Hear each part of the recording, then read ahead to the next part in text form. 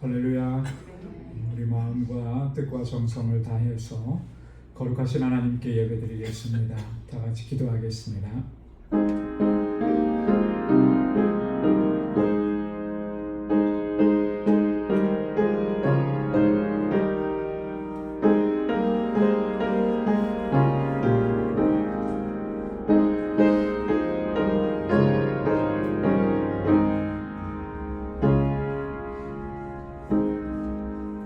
여호와를 경외함이 지혜의 근본이라.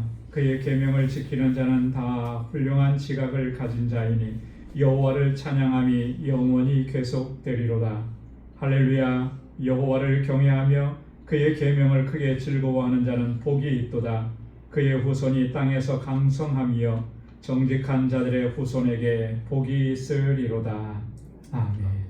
은혜가 풍성하신 여호와 하나님 아버지, 오늘도 이 저녁 저희들을 주님의 거룩하신 보좌 앞으로 불러주시고 여호와 하나님을 경배하고 찬양하고 예배케 하시니 감사합니다.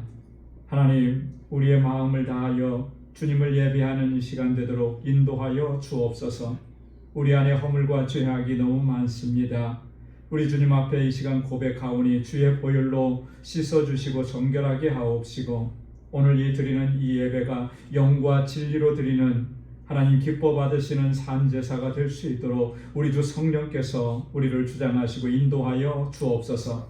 우리의 예배를 기뻐 흠양해 주시고 오늘도 예비하신 주님의 그 크신 은혜와 평강으로 덧입혀 주옵소서. 예수님의 이름으로 기원하옵나이다. 아멘.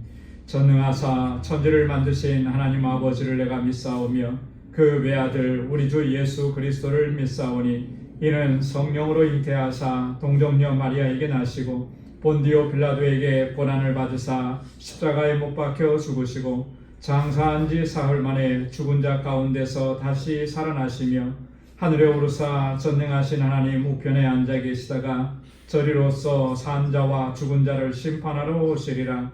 성령을 믿사오며 거룩한 공예와 성도가 서로 교통하는 것과 죄를 사하여 주시는 것과 몸이 다시 사는 것과 영원히 사는 것을 믿사옵나이다. 아멘. 우리 찬양으로 하나님께 영광 돌리겠습니다. 우리 보좌 앞에 모였네.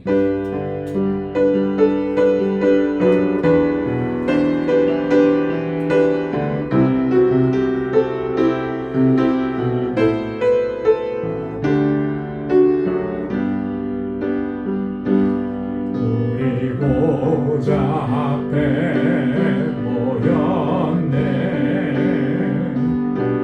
함께 주를 찬양하며 하나님의 사랑 그 아들 주셨네. 그의 피로 우리 구원받았네. 쏟으신 그 사랑 강같이 온 땅에 흘러 각 나라와 족속 백성 방언에서 구원받고 주 경배드리네.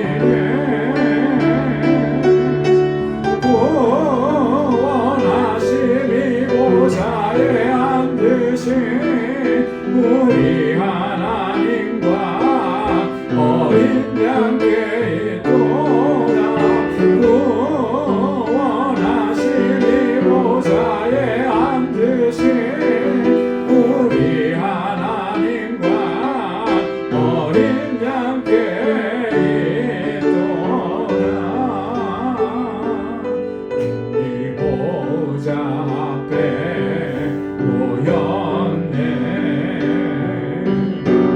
함께 주를 찬양하며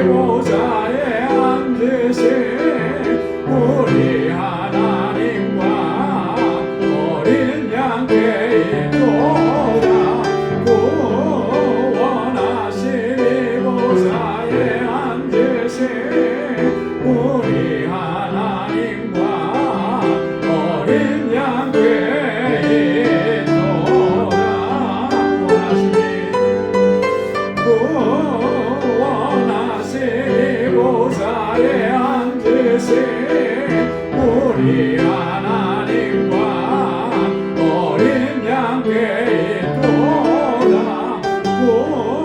구원하심이 보좌에 앉으신 우리 하나님과 어린 양께 있도다. 아멘. 어린 양 되신 우리 주님께 우리의 모든 찬양, 감사, 영광을 올려드립니다. 하나님의 나팔 소리 우리 힘차게 박수하면서 찬양하겠습니다.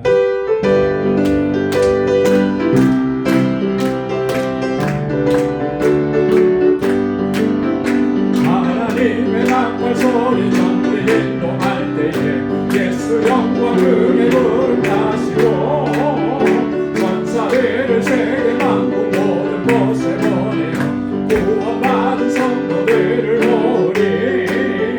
나팔 불 때 나의 이름, 나팔 불 때 나의 이름, 나팔 불 때 나의 이름, 부를 때에 단지 참여하겠네.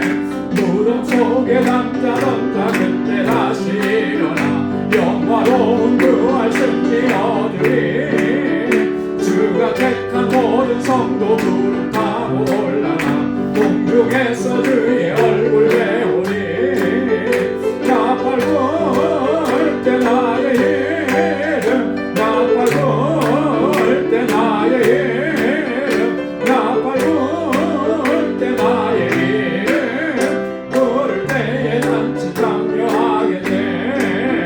주님 다시 오실 날을 우리 알 수 없으니 항상 기도하고 깨어 있어서 기쁨으로 보좌 앞에 우리 나가서도 그때까지 참고 기다리겠네.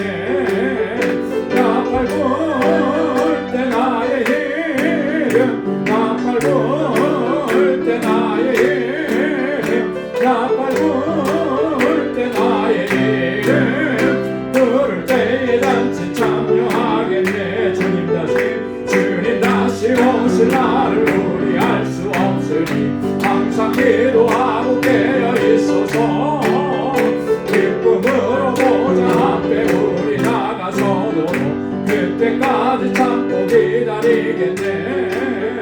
나팔 불 때 나의 이름, 나팔 불 때 나의 이름, 나팔 불 때 나의 이름, 부를 때에 단지 참여하겠네. 나팔 불 때, 나팔 불 때 나의 이름, 나팔 불 때 나의 이름, 나팔 불 때 나의 이름, 부를 때에 단지 참여하겠네.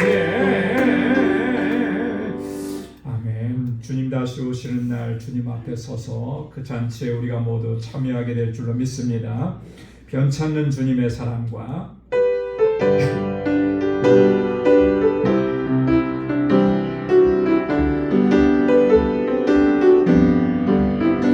변찮는 주님의 사랑과 거룩한 보혈의 공로를 우리 다 찬양을 합시다. 주님을 만나볼 때까지 변찮는 주님의 사랑과 거룩한 보혈의 공로를 우리 다 찬양을 합시다. 주님을 만나볼 때까지 예수는 우리를 깨끗게 하시는 주신 그의 피 우리를 눈보다 더 위게 하셨네. 우리를 깨끗게 안비니 무궁한 생명의 우리세 생명의 구원을 받은 자 하나님 찬양을 합시다. 예수는 우리를 깨끗게 하시는 주시니 그의 피 우리를 눈보다 더 위게 하셨네.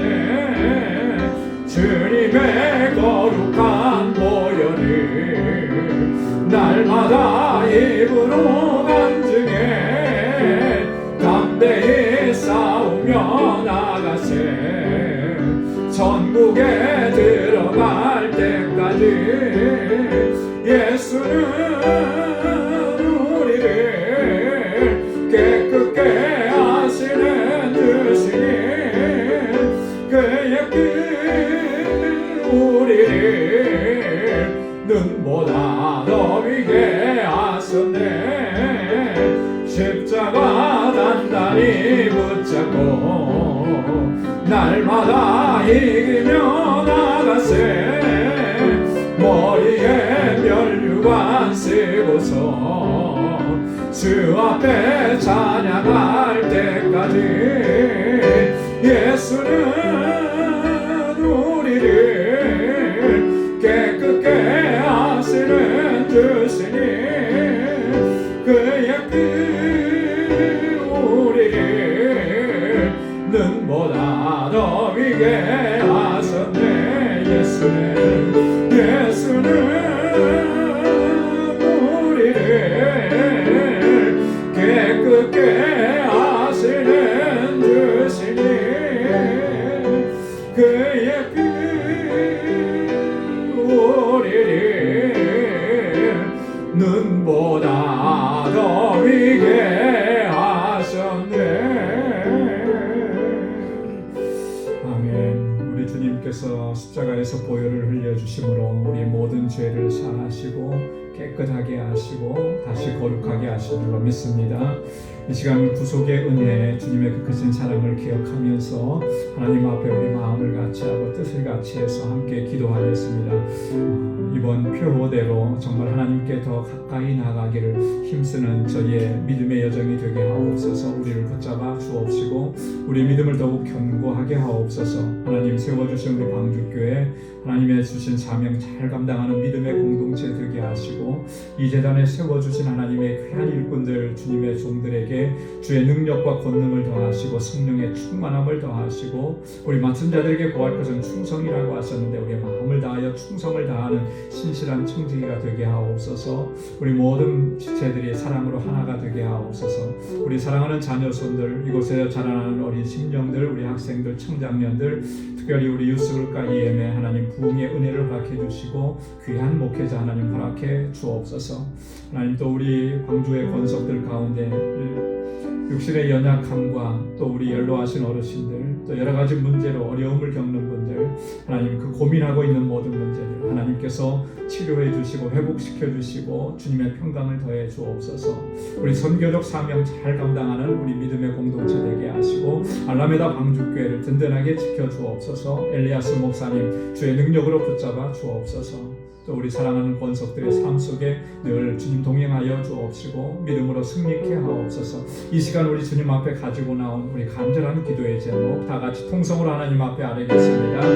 거룩하신 아버지 하나님 감사합니다. 하나님 이 시간도 주님 저희들을 불러주시고 하나님 주님을 예배하는 이 자리 주님을 찬양하는 이 자리로 나오게 하심을 감사합니다. 하나님 우리 안에 갈급한 심령이 아버지 여호와 하나님의 은혜를 사모하는 심령이 있게 하여 주옵소서. 아버지 하나님 그 사모하는 심령 가운데 주께서 은혜를 더하시고 능력을 더하시고 성령의 충만함을 더해 주실 줄로 믿습니다. 하나님께로 더 가까이 나아가게 하옵소서. 늘 주님과 친밀한 교제가 있는 삶이 되도록 인도하여 주옵소서. 하나님께서 찾으시는 참된 예배자로 이 땅을 살게 하시고 언제나 어디서나 무엇을 하든지 주님의 영광을 위해서 살아가는 거룩한 하나님의 백성이 되도록 우리를 붙잡아 주시고 인도하여 주옵시고 우리의 믿음을 더욱 견고하게 하옵소서. 우리 방주교회를 사랑하셔서 하나님 이 27년 동안 한결같은 은혜 베푸시고 여기까지 이끌어 주심을 감사합니다. 하나님 권고할 때 고난의 때에 하나님 긍휼을 베풀어 주고 귀한 귀한 역사 이루어 주셔서 하나님의 귀한 사명을 잘 감당하게 하셨사오니 하나님 믿음의 공동체, 사랑의 공동체로, 소망의 공동체로 든든하게 서서 하나님 주의 주신 이 영원 구원의 사명을 잘 감당하게 하시고 이 세상을 향해서 진리의 등대가 되도록 인도하여 주옵소서. 하나님이 이를 위해서 주께서 이 제단의 귀한 종들을 기름 부어 세우시고 하나님 각 아버지 하나님 비서를 맡겨주시고 주의 일꾼들을 세우셨습니다. 사랑하는 주의 종들 하나님 충성된 마음을 허락해 해주시고 우리 온 성도들이 한 마음과 한 뜻이 되게 하옵시고 믿음으로 역사하는 신실한 종들이 되게 하여 주시옵소서. 우리 사랑하는 자녀 성들 하나님 주일학교와 유수룩과 이엠을 하나님 긍휼히 여겨 주옵소서. 특별히 아버지 유수룩과 이엠의 하나님 아버지 부흥의 은혜를 허락하여 주옵소서. 아버지 하나님 저들이 정말 하나님 잘 경배하고 믿음으로 살고 이 세대의 하나님의 귀한 일꾼들로 다 쓰임받게 하시고 아버지의 부흥의 은혜를 허락하여 주시고 저들에게 귀한 아버지 목회자를 하나님 허락하여 주시옵소서. 그리하여 하나님 주님의 몸된 교회를 아름답게 세워가도록 은총을 더하여 주시옵소서. 아버지 하나님 우리 사랑하는 원속들 특별히 육신의 연약함이 있습니다. 하나님 저들을 치료하여 주시고 아버지 하나님 염려와 근심과 걱정을 이제 다 주님께 맡기게 하시고 주님께서 주시는 참된 평안을 허락하여 주시옵고 아버지 우리 연로하신 어르신들을 강건하게 붙잡아 주시고 아버지 하나님 이 추운 날씨 가운데도 육신의 건강함도 지켜주시되 특별히 아버지 영적으로 새 힘을 허락하여 주시고 소망의 주님을 바라보고 믿음의 여정을 끝까지 잘 달려갈 수 있게 하옵소서. 우리 사랑하는 성도들의 가정과 아버지 사업장과 하나님하는 모든 일 가운데 주의 형통의 복을 더하여 주옵소서. 아버지 하나님 선교적 사명을 온전히 감당하게 하옵소서. 알라메다에 세워주신 귀한 주님의 몸된 교회를 붙들어 주시고 아버지 하나님 예수 목사님 하나님 주께서 보내주셔서 저에게 능력과 권능을 더하셔서 아버지 하나님 이 공동체를 잘 이끌어갈 수 있도록 인도하여 주옵소서. 세계 곳곳에서 복음을 증거하는 우리 선교사님들 강건하게 붙잡아 주시고 주의 능력으로 함께하여 주시고 아름다운 귀한 열매가 풍성하게 넘쳐나도록 인도하여 주옵소서. 오늘도 주님께 나와 간절하게 간구하는 주의 종들의 기도에 하나님의 선하신 응답을 허락해 주옵시고 오늘도 하나님 주의 말씀 앞에 저희들을 섰사오니 겸비한 마음을 허락해 주시고 주님의 말씀으로 우리를 새롭게 하여 주옵소서. 모든 감사와 찬양과 영광 아버지 앞에 올려드립니다. 예수님의 이름으로 간절히 기도드리옵나이다. 아멘. 아멘. 할렐루야. 예, 오늘 함께 묵상할 하나님 말씀 우리 데살로니가 후서 2장 1절에서 7절까지 말씀입니다. 데살로니가 후서 2장 1절에서 7절. 우리 한 절씩 교독하겠습니다. 형제들아 우리가 너희에게 구하는 것은 우리 주 예수 그리스도의 강림하심과 우리가 그 앞에 모임에 관하여 영으로나 또는 말로나 또는 우리에게서 받았다는 뜻으로나 주의 날이 이르렀다고 해서 쉽게 마음이 흔들리거나 두려워하거나 하지 말아야 한다는 것이라. 누가 어떻게 하여도 너희가 미혹되지 말라. 먼저 배교하는 일이 있고 저 불법의 사람 곧 멸망의 아들이 나타나기 전에는 그 날이 이르지 아니하리니. 그는 대적하는 자가 신이라고 불리는 모든 것과 숭배함을 받는 곳에 나아가요. 그 위에 자기를 높이고 하나님의 성전에 앉아 자기를 하나님이라고 부르느니라. 내가 너희와 함께 있을 때에 이 일을 너희에게 말한 것을 기억하지 못하느냐. 너희는 지금 그로 인하여 그의 때에 나타나게 하려 막는 것이 무엇을 말하니. 다 함께요. 불법의 비밀이 이미 활동하였으나 지금은 그것을 막는 자가 있어 그 중에서 옮겨질 때까지 하리라. 아멘. 오늘 함께 봉독한 그 본문의 말씀은 그 예수님께서 다시 이 세상에 오시는 주님의 강림하시는 재림하시는 날이죠. 주님의 재림은 곧 이 세상의 이제 종말이죠. 네, 재림의 때와 이 종말에 관해서 그 날들을 어떻게 우리가 준비하고 맞이해야 할 것인가? 그 날은 어떻게 그날이 다가오면 어떠한 일들이 일어나게 될 것인가? 이런 것들을 바울이 다시 한번 강조하면서 자세하게 이야기합니다. 여러분, 그 주님의 재림하심에 대해서 얼마만큼 그 생각하고 기대하고 그렇게 신앙생활 하고 계십니까? 주님의 재림하심이 내가 살아가는 동안 내가 이 땅에서 사는 동안 아마 이 사는 동안에 주님의 재림이 있을 거다. 혹시 이렇게 생각하시는 분 계시나요? 그렇게 생각하시면서 살아가고 계신가요? 제 질문이 어렵습니까? 아마 대부분은 그런 생각을 할 겁니다. 내가 사는 동안에 주님은 재림하시지 않으실 것 같다. 아니, 안 오셨으면 좋겠다. 이렇게 생각하시는 분도 계실 거예요. 그죠? 왜냐하면 지금이 좀 편안하니까. 그죠? 평생 일 열심히 하고 참 수고 많이 했는데 이제 리타이어하고 좀 편안하게 쉬는데 좀 더 쉬었다 가면 좋겠다. 이런 생각이 있겠죠. 그런데요, 지금 아마 이 시대에 사는 대부분의 그리스도인들은 많이들 그렇게 생각을 할 겁니다. 주님의 재림이 임박했다. 이런 생각을 가지고 살아가는 사람, 그리스도인들은 그렇게 많지 않은 것 같아요. 일부는 그렇게 할 거예요. 근데 그런 특징이 주로 어디서 나타나냐면 이단들에게서 그런 특징이 많이 나타납니다. 그런데 초대교회 시대에는 많은 교회와 성도들이 이런 어떤 임박한 종말 사상을 가지고 그리스도의 재림이 임박했다라고 하는 그런 생각을 가지고 신앙생활을 많이 했었어요. 특별히 오늘 본문에 나오는 이 데살로니가 교회는 그런 이 성향이 굉장히 두드러지게 나타나죠. 그래서 데살로니가 전서도 그렇고 특별히 후서에 와서는 이 부분을 굉장히 많이 강조하는 것입니다. 임박한 종말 사상을 가지고 깨어서 기도하면서 그날을 맞이하면서 이렇게 살아가는 건 참 권장할 만한 일이고 좋은 일인데, 근데 꼭 그렇게만 가지 않는 거예요. 이상하게 그들의 어떤 생각이나 이런 걸 틀어놓는 잘못된 사상들을 이렇게 심어주는 일들이 일어나는 거죠. 그 중에 하나가 오늘 본문에 나타난 그런 일들 때문에 바울이 정말 자세하게 세밀하게 권면하는 겁니다. 어떤 일이 있었냐면 어떤 부류의 사람들은 거짓되게 이야기해서 이미 주님이 재림하셨다 이렇게 얘기하는 사람들이. 여러분, 이미 주님이 재림하셨다 그러면 어떤 일이 벌어지는 겁니까? 주님 앞에 서 있지 않으면 나는 심판을 받는 사람인 거예요. 그죠? 그러니 이게 얼마나 혼란스럽고 얼마나 두려운 일이겠습니까? 그러니까 주님의 재림에 관한 이야기를 하면서 두렵고 떨려하는 사람이 있고 미혹된 사람들이 있었다라고 하는 거예요. 그래서 바울이 그런 부분들을 바로잡아 주기 위해서 오늘 본문의 말씀을 합니다. 그래서 본문의 내용을 보면 1절과 2절에 이 그리스도의 재림에 대한 바른 자세를 갖는 거 참 중요하다라고 하는 걸 강조하고요. 또 3절 이하에 보면 그러니까 여러분들은 미혹되지 마십시오. 미혹되지 마십시오. 우리가 바로 알고 있으면 결코 미혹되지 않습니다. 라고 하는 내용이에요. 그래서 주님이 재림하실 때 여러분, 주님의 재림은 어떻게 임하신다 그랬습니까? 도적같이 임하신다 그랬잖아요. 도적같이 임한다라고 하는 것은 그 시기와 때를 알 수가 없다라고 하는 거죠.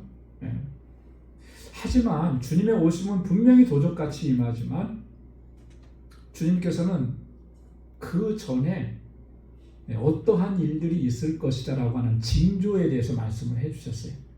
그래서 그 주님의 때가 가까웠다라고 하는 징조들이 뚜렷하게 나타나기 시작하면 그러면 이제 주님이 가까이 오신 거예요. 그런 증상들이 그 징조들이 뭐냐라고 하는 것을 바울이 가장 핵심적인 부분을 몇 가지를 이제 얘기해 주는 겁니다. 자, 그러면 먼저 1절부터 보겠습니다. 형제들아, 우리가 너희에게 구하는 것은 우리 주 예수 그리스도의 강림하심과 우리가 그 앞에 모임에 관하여 2절에도 계속 읽을게요.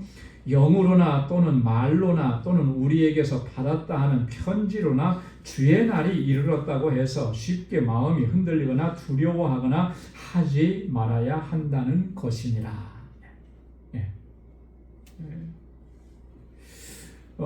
형제들아 하고 이렇게 바울이 부르죠. 종종 그렇게 부릅니다. 교회 성도들을 이렇게 부르는 것은 바울이 좀 이렇게 시선을 집중하는 거예요. 요거 중요한 얘기하는 겁니다. 또 친밀함을 표현하면서 이제 그럴 때 형제들아 이렇게 표현을 많이 쓰는데요. 우리가 여러분들에게 구하는 것이 있다 이렇게 얘기하죠. 구하는 것이 있다. 예. 이 구한다라고 하는 이 말은 뭐 요구한다, 요청한다라고 하는 건데요. 다른 말로 얘기하면 권면이나 권고의 의미를 담고 있는 거예요. 여러분들에게 권면할 일이 있고 여러분들에게 권고할 일이 있습니다. 여러분 권고하고 권면하는 일은 이럴 때 하는 거죠. 다 잘하고 있고 뭐 풍성하게 있고 부족함이 없는데 권고하고 권면하진 않죠. 뭔가 좀 부족함이 있고 또 잘 못하는 부분이 있으니까 권고하고 권면하는 거예요. 이 데살로니가 교회 성도들에 대해서 사도 바울은 감사한 게 참 많았다 그랬어요. 아직도 여린 교회, 연약한 교회임에도 불구하고 그들의 믿음이 소문이 날 정도로 그렇게 믿음 생활 잘했고 핍박과 환난이 많이 있었지만 그들이 그 믿음을 잘 지켜나갔고 그래서 믿음에 대해서 많이 칭찬을 했는데 그럼에도 불구하고 아직도 그들에게는 성숙하지 못한 부분들이 있었다라고 하는 거예요. 그래서 권면한다는 거예요.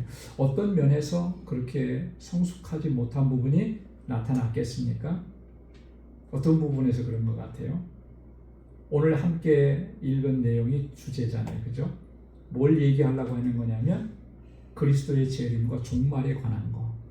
이 부분에 와서는 데살로니가 교회 성도들이 많이 혼란을 겪고 있는 거예요. 미혹을 당한 겁니다. 그래서 여러분들에게 구합니다. 이렇게 얘기하는 거죠. 뭐에 대해서 구하느냐면 이런 거예요. 우리 주 예수 그리스도의 강림하심과 주님의 강림하심은 주님의 재림을 얘기하는 거죠. 그리고 우리가 그 앞에 모임에 관하여 자, 그리스도께서 강림하시고 재림하시면 우리가 다 그리스도 앞에 모이게 될 것인데 그죠? 다 모인다 그랬잖아요. 그리스도께서 강림하시면 이미 죽은 성도들이 다시 살아나게 될 것이고 부활하는 거죠. 그리고 그때까지 살아있는 사람들은 어떻게 된다 그랬습니까? 공중으로 들림을 받아서 주님을 맞이하게 된다 그랬잖아요. 다 주님 앞에 모이는 거예요. 자, 이런 일들에 대해서 2절에 보면 어떤 사람들이 이렇게 얘기하는 거죠. 영어로나 말로나 또는 우리에게 받았다 하는 편지로나 이미 주의 날이 이르렀다고 한다는 거예요. 그렇게 주님의 날이 이르렀다라고 이렇게 주장하고 미혹하는 사람들 그들에게 그런 말을 들었을 때 여러분 쉽게 마음이 흔들리지 말고 또 두려워하지 마십시오. 이걸 권면하는 거예요. 여러분 이 누군가가 여러분들 앞에 와가지고 아니 이미 주님께서 재림하셨다고 그래서 심판이 시작되었다고 이런 얘기를 진지하게 여러분들 붙잡고 얘기하면 여러분 어떠실 것 같아요? 에이 그런 소리 말라고 이렇게 반응하실 것 같습니까?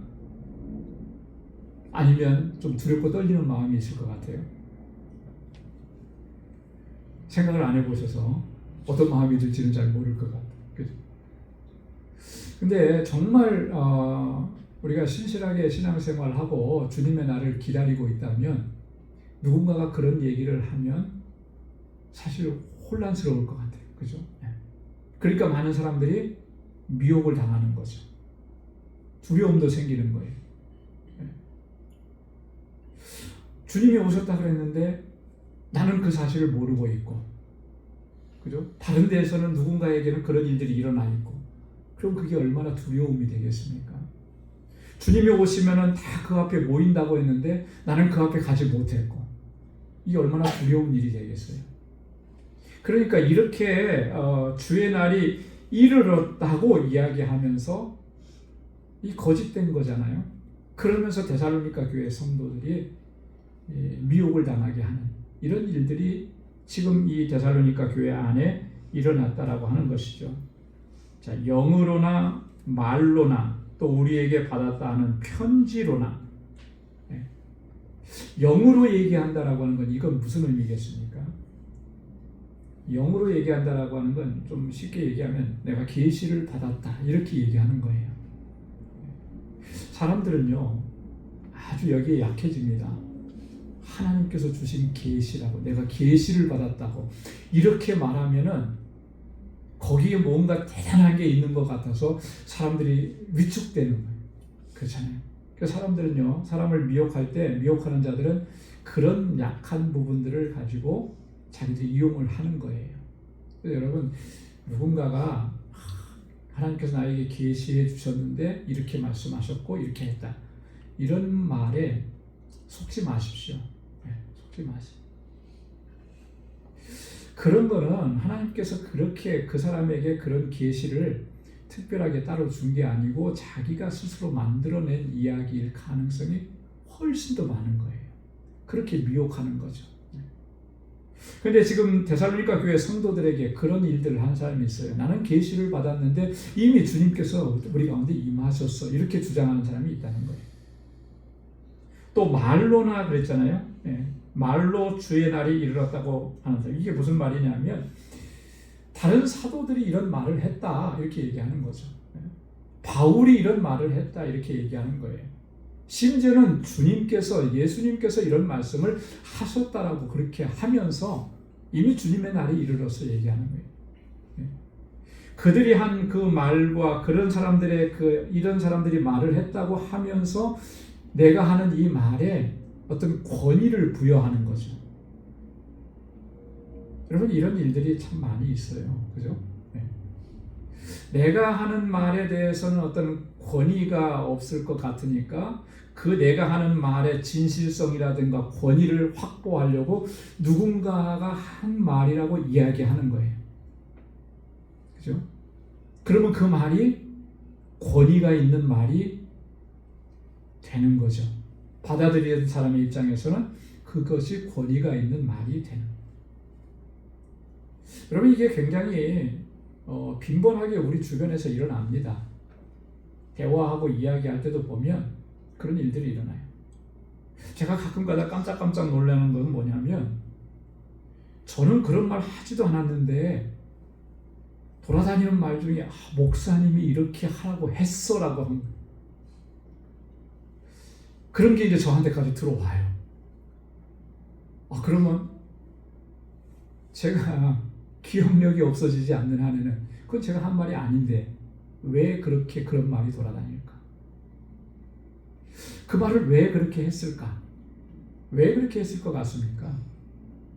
목사님이 이런 말을 했다고 하면 그 말에 권위가 생기는 거예요. 그렇지 않겠어요? 그러니까 그렇게 말하는 거예요. 이게 굉장히 위험한 겁니다. 여러분, 목사님이 이렇게 하라고 했어 라고 누군가 얘기하면 한번 저한테 확인해 주세요. 확인해 주세요. 꼭. 그래야 저도 피해를 안 당하지. 그게 굉장히 중요한 거예요. 그러니까 당시에 데살로니가 교회 성도들을 미혹했던 사람이 그렇게 미혹을 했다라고 하는 거예요. 말로나. 심지어는 어떻게 얘기를 하느냐면 우리에게서 받았다 하는 편지로나. 여기 우리가 누구죠? 바울과 함께 동역하고 있는 동역자들이잖아요.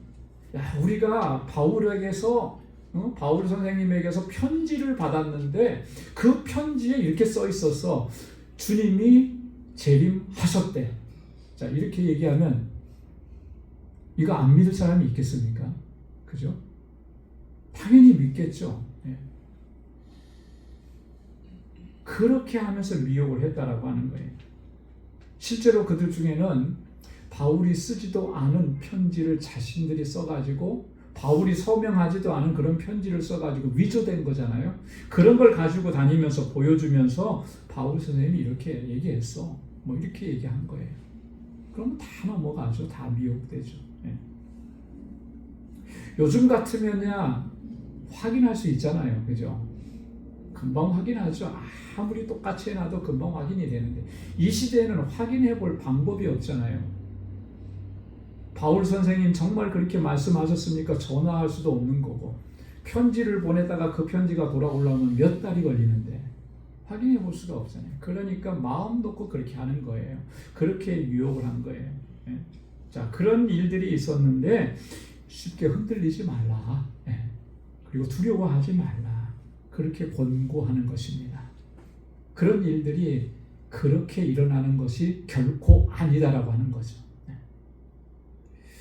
여러분, 우리가 흔들리지 않고 어떤 일에 두려워하지 않으려면 어떻게 해야 되겠습니까?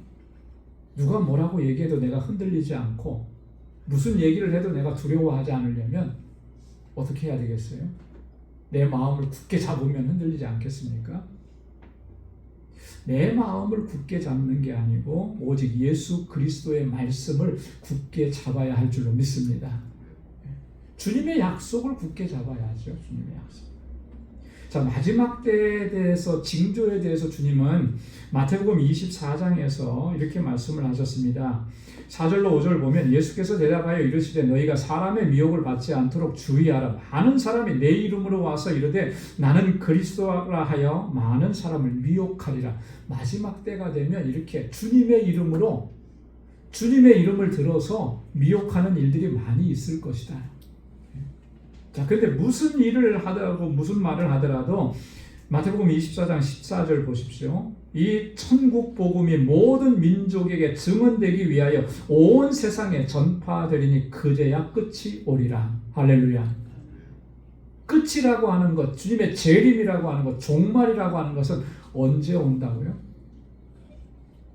천국 복음이 모든 민족에게 증언되기 위해서 온 세상에 전파되어야 그때서야 끝이 올 것이다 라고 하는 거예요. 그러면 지금은 뭐 할 때라는 거죠? 그런 말에 듣고 우리가 미혹당하고 두려워하고 할 게 아니라 천국의 복음을 증거해야 되는 그런 때인 거죠. 자, 그래서 두 번째 단락에 보면 3절로 7절까지 미혹되지 말라 그랬는데 3절에 보십시오. 누가 어떻게 하여도 너희가 미혹되지 말라. 먼저 배교하는 일이 있고 저 불법의 사람 곧 멸망의 아들이 나타나기 전에는 그날이 이르지 아니하리라. 누가? 미혹하는 자들이겠죠. 거짓 교사들이겠죠. 어떻게? 앞에서 말한 영으로나 말로나 편지로나 주님의 재림이 임했다 이렇게 얘기하는 그런 방법을 가지고 얘기하는 거죠. 누가 어떻게 해도 너희는 미혹되지 말라. 왜냐하면 왜 그렇다 그랬습니까? 먼저 뭐가 있다 그랬어요? 배교하는 일이 있겠고, 주님이 오시기 전에 일어나는 현상 중에 가장 두드러진 것 중에 하나는 뭐냐면 배교가 일어난다는 거예요. 배교가 뭐죠? 주님을 배반하는 거 아니겠습니까? 반역하는 거 아니겠어요? 주님을 반역하는 거잖아요. 믿음을 저버리는 거잖아요. 배교하는 일이 이게 어떤 그 한 부분에서 국지적으로 일어나는 게 아니라 전 세계적으로 일어나는 걸 얘기하는 거예요. 그런 일들이 먼저 일어나는 거죠. 그리고 또 불법의 사람 곧 멸망의 아들이 나타난다라고 하는 거예요. 멸망의 아들, 불법의 사람. 불법의 사람 누구를 가리키는 거겠습니까? 멸망의 아들 누구를 가리키는 걸 거예요. 이거 두 개는 같은 의미인데요. 동의어고 강조하는 표현이거든요. 불법의 사람, 멸망의 아들. 같은 의미예요. 한마디로 얘기하면 이들은 적그리스도를 얘기하는 겁니다. 그죠? 적그리스도. 불법의 사람들을 다른 말로 얘기하면 성경에 나오는 그 우리 요한 1서, 2서, 3서, 요한 2서, 3서에 나오는 적그리스도를 얘기하는 거거든요. 자, 보면은 요한 1서 2장 18절에 보면 아이들아 지금은 마지막 때라 적그리스도가 오리라 하는 말을 너희가 들은 것과 같이 지금도 많은 적그리스도가 일어났나니. 2000년 전인데요. 그죠? 2000년 전인데 그때에도 어떻다 그랬습니까? 많은 적그리스도들이 나타났다라고 이렇게 얘기하는 거예요. 요한 1서 2장 22절에 보면 거짓말하는 자가 누구냐? 예수께서 그리스도이심을 부인하는 자가 아니냐? 아버지와 아들을 부인하는 그가 적그리스도니 그랬습니다. 적그리스도의 성격을, 특징을 아주 잘 명확하게 설명했죠. 누가 적그리스도냐? 아버지와 아들을 부인하는. 아버지와 아들은 누구예요? 하나님과 예수 그리스도죠. 하나님을 부인하고 예수 그리스도를 부인하는 그 사람이 적그리스도라. 좀 더 구체적으로 말씀을 드리면 그리스도를 통해서 하나님께서 주신 말씀을 부인하는 자가 그 자가 바로 적그리스도라고 하는 거예요. 그리스도께서 이 땅에 오셔서 구원의 은혜를 구원의 역사를 이루신 것을 부인하는 자가 바로 그가 적그리스도라고 하는 것입니다. 자, 그들이 나타나는 일이 먼저 있고 그 다음에 뭐가 있다는 거예요? 주님의 재림이 있을 것이라는 거예요. 자, 주님이 재림하기 전에 어떤 일이 일어날 거라고 그랬습니까? 첫째는 배교하는 일이 있고요. 배교하는 일이. 자, 이 배교하는 일은 어떤 형태로 배교하는 일이 나타날까?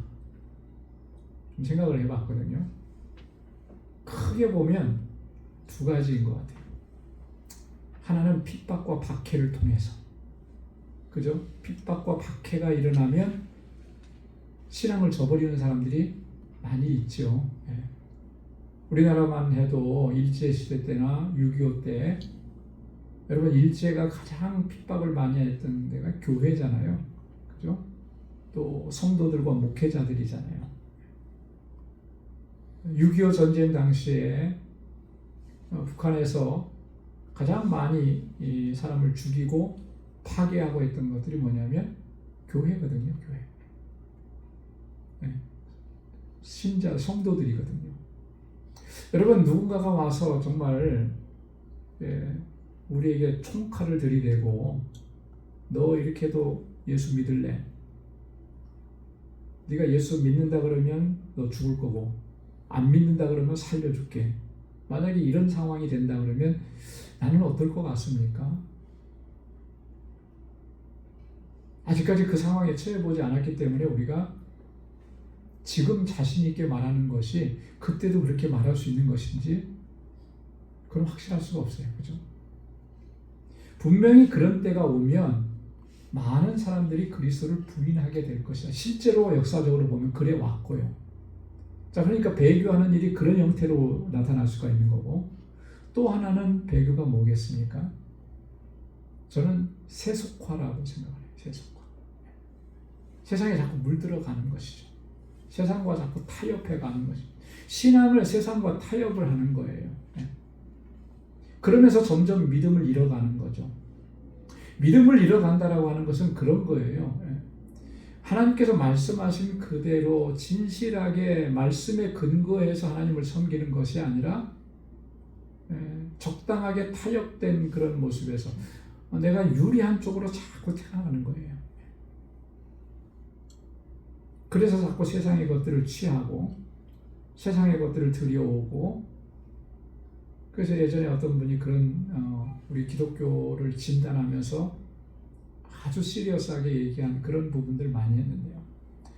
우리 기독교 신앙이 너무나 세상적인 경영적인 그런 마인드에 물들어 버렸다. 그래서 경영학에 물든 기독교 이런 책을 썼습니다. 또 다른 책을 썼는데 심리학에 물든 기독교 이런 책을 썼어요. 우리가 정말 어떤 문제 앞에 섰을 때 그런 문제들을 가지고 사실은 하나님 앞에 서야 되는데 자꾸 세상이 주는 방식으로 그 문제를 해결하려고 하는 경향들이 너무나 많이 일어나는 거예요. 그렇죠?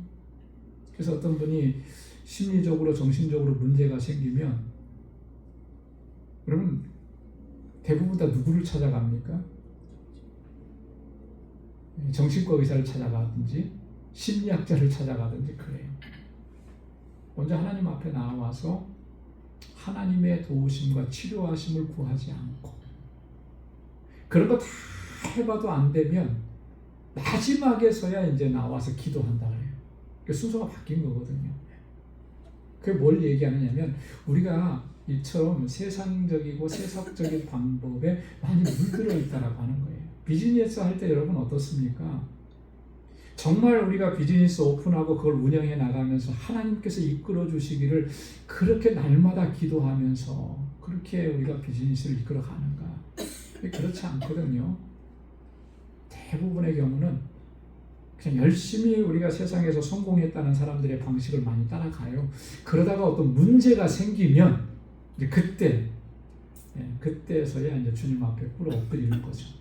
부도나게 됐습니다. 하나님 살려주십시오. 이러는 순서가 바뀐 거예요. 한국에 있을 때 어떤 그 비즈니스를 오픈했다고 그 신방을 해달라고 해서 갔는데 참 특이했는데 인상이 아직도 남아있어요. 뭐냐면 그래서 개업 예배 드리고 신방을 다 했는데 마지막에 이제 돌아오기 전에 그러시더라고요.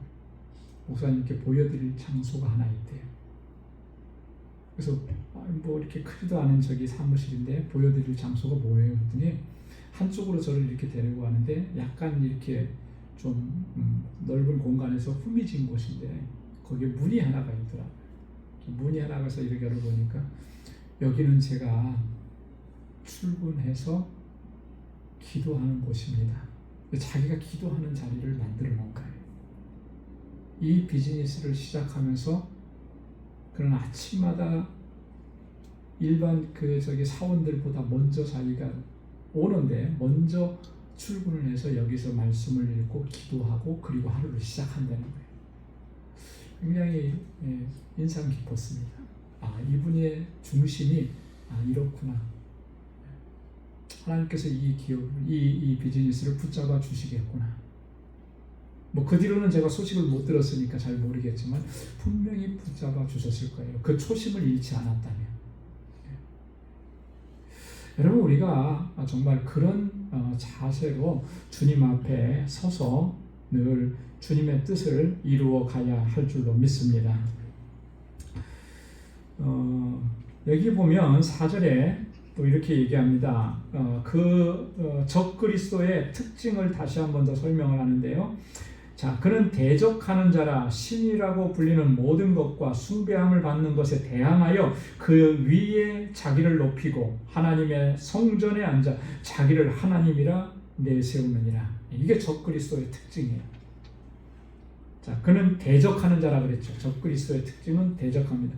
누구를 대적하는 거겠어요? 하나님을 대적하는 거죠. 그죠? 하나님을 대적하는. 신이라 불리는 모든 것과 숭배함을 받는 것들을 대항한다.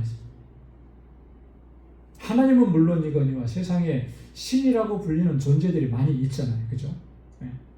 숭배를 받는 그런 대상들이 있잖아요. 그런 것들을 대항해서 그 위에 자기를 높이려고 한다. 모든 것 위에 자기를 가장 높은 곳에 올려놓는 거예요. 그리고 심지어는 뭐라 그랬습니까? 하나님의 성전에 앉아서 자기가 뭐라 그래요? 자기가 하나님이다 이렇게 얘기한다는 거예요. 이게 적그리스도의 특징인 것입니다. 얼마나 영적으로 교만한 그런 존재냐라고 하는 것이죠. 하나님의 성전에 앉아서 자기를 하나님이라고 내세운다. 하나님께 대한 반역의 극치를 보여주는 거죠. 그죠? 자, 그런데 실제로 이런 일들이 종종 있어요, 보니까. 그죠? 여러분, 이단들의 특징 중에 하나가 뭐냐면, 이단들은 교주가 신격화되어 있습니다. 그래서 자기들이 모인 공동체 안에서는 거기에 교주가 신이에요, 신. 이단들도 성경을 다 가지고 있어요. 성경 없는 이단 없습니다. 그죠? 다 성경이 있습니다. 그런데 성경은 자신들을 그냥 기독교 단체로 합리화하려고 가지고 있는 거지 성경의 말씀이 그들에겐 중요한 게 아니에요. 뭐가 중요한 거겠습니까? 그들이 교주가 하는 말이 중요한 거죠. 그렇게 하는 겁니다. 그래서 이단의 교주들 중에는 자기가 재림 예수라고 하는 사람 참 많잖아요.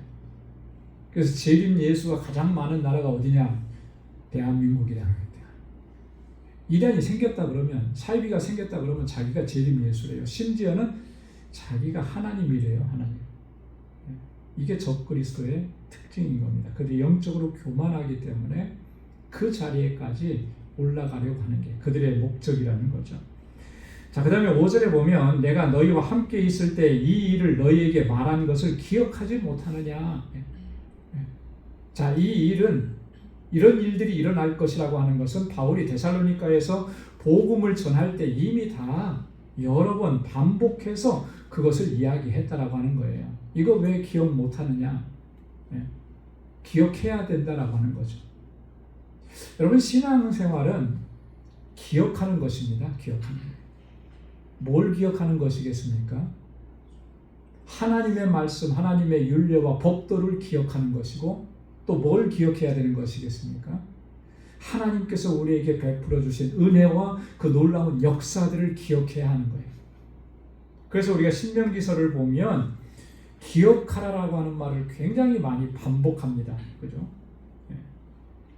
신명기 24장 18절 대표적으로 이 말씀을 제가 가지고 왔는데요. 너는 애굽 땅에서 종되었던 것과 내 하나님 여호와께서 너를 거기서 속량하신 것을 기억하라. 뭐 기억하라는 거죠? 애굽에서 해방시키신 것, 구원의 은혜를 베풀어 주신 것, 그거 기억하라라고 하는 거예요. 지난주에도 말씀을 드렸죠. 하나님께서 은혜 베풀어 주신 것을 기억하지 못하면 어떻게 된다 그랬습니까? 하나님의 은혜를 기억하지 못하면 어떻게 된다고요? 교만해진다 그랬죠. 은혜를 기억 못하면 감사가 없고 교만해지는 거예요. 기억하는 게 굉장히 중요한 거예요. 그래서 여러분, 하나님께서 내 인생, 내 삶 속에 또 그리고 우리 교회 가운데 어떤 역사를 베풀어 주셨고 어떤 은혜를 베풀어 주시면서 여기까지 인도해 주셨는지 그걸 항상 기억하시면 그 다음에는 하나님을 더 의지하게 됩니다. 왜? 지금까지 그렇게 인도해 주셨기 때문에 앞으로도 그렇게 인도해 주실 것을 믿고 확신하게 되는 것이죠. 할렐루야. 그래서 종종 저는요, 이 지난 22년 동안의 방주교회에서 목회했던 때를 가끔 되돌아봅니다. 처음에 이 방주교회 왔을 때 그 황당했던 순간도 기억을 합니다. 제가 방주교회에 처음 와서 첫 번째 예배를 드리는 날, 뉴욕 방주교회잖아요. 방주는 어디에 떠 있는 겁니까? 물 위에 떠 있는 거잖아요. 얼마나 열렬하게 환영을 해주는지 아이들이 저 훈미진 공간에 빈 터가 있었는데 거기서 놀다가 수도관이 좀 나와 있는 걸 부러뜨렸어요. 그래가지고 물이 그 겨울에 12월 첫째 주인데 물이 막 터져가지고 그 물을 다 뒤집어 쓰고 나중에 이제 플러머를 이제 어렵게 불러서 그걸 이제 막았거든요. 그래서 제가 그때 일을 잊어버릴 수가 없어요. 아, 이렇게까지 환영을 물로써 방주교회가 역시 틀리구나. 눈물 나는 일도 많았고 힘든 일도 많았고 낙심되게 하는 일도 많았고 기쁜 일도 많았고 어린 아이들이 한 명 한 명 태어나서 그 아이들이 세례받고 이렇게 하는 모습 보면 정말 소망이 있고 그러다가 또 힘들어지는 일이 있고 근데 이런 것들을 한 번씩 기억해요. 그러면 참 위기가 있었는데 그 위기를 또 잘 넘어올 수 있도록 하나님 인도해 주셨구나. 이게 하나님의 은혜지. 내가 뭔데 22년 동안 여기서 목회를 할 수 있었을까? 하나님이 이끌어 주셨지. 돌아보면서 그 은혜를 기억하는 거예요. 그거 기억해야만 우리의 마음이 높아지지 않습니다. 그거 기억해야만 앞으로에도 소망이 생기는 거고 하나님을 더 의지하게 되는 거예요. 여러분들의 인생 가운데 여러분 하나님께서 이끄시지 않은 순간이 있었습니까? 모든 순간 분초마다 하나님께서 은혜를 베풀어 주셨잖아요. 이끌어 주셨잖아요. 그래서 오늘 여기까지 오게 되었잖아요. 물론 나름대로 이 척박한 땅에 이민 와서 정말 애쓰고 수고하고 밤낮 잠 못 자고 그렇게 애썼으니까 이만큼의 성과를 이루었죠. 그러나 그렇게 할 수 있게 해주신 분이 하나님이신 줄로 믿습니다. 그럼 하나님께서 우리에게 건강 주셨으니까 그렇게 한 거고요. 좋은 사람 만나게 해주셨으니까 그렇게 된 거고요. 우리가 입으로만 모든 것이 하나님의 은혜입니다. 그렇게 고백할 것이 아니라 그런 하나님의 은혜에 감사하는 것을 우리가 표현할 수 있어야 되는 거예요. 그죠? 표현해야 돼요.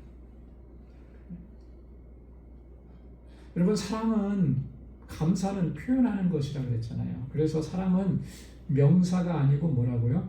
동사라고 그랬잖아요. 동사. 네. 마찬가지예요. 은혜에 대한 표현이 있어야 되는 것이죠. 은혜에 대한 감사의 표현이 있어야 되는 것이죠. 그래서 그 마음을 항상 가지고 있으면 우리가 주님의 일을 감당할 때 뭐 힘든 일이 있고 누가 뭐라 그래도 그거 별로 신경 안 쓰이는 거예요. 그죠? 왜요? 하나님께서 나에게 은혜를 베풀어 주셔서 여기까지 오게 하셨는데 그게 뭐가 은혜가 되겠어요? 그게 뭐가 문제가 되겠어요? 아무 문제 안 되는 것이죠. 아무 문제. 여러분 기억하는 것이 중요합니다. 우리가 고난이 있었을 때 하나님께서 나에게 어떻게 역사해 주셨는지 그거 기억하고 하나님께서 또 오늘 나에게 무슨 말씀을 해 주셨는지 우리 인생 가운데 살아갈 때 하나님께서 무슨 명령을 주셨는지 그거 항상 기억하고 그렇게 기억할 때만이 우리가 온 마음을 다해서 하나님께 또 영광 돌리는 삶을 살아가게 될 줄로 믿습니다. 오늘 6절과 7절 말씀은 이 다음 주에 뒤에 이어지는 말씀하고 같이 연결이 되는 그런 말씀이에요. 그래서 이 부분은 다음 주의 말씀과 함께 이어서 하도록 하겠습니다. 오늘 여기까지 함께 말씀을 나누겠습니다. 우리 잠깐 기도하겠습니다. 거룩하신 아버지 하나님 감사합니다.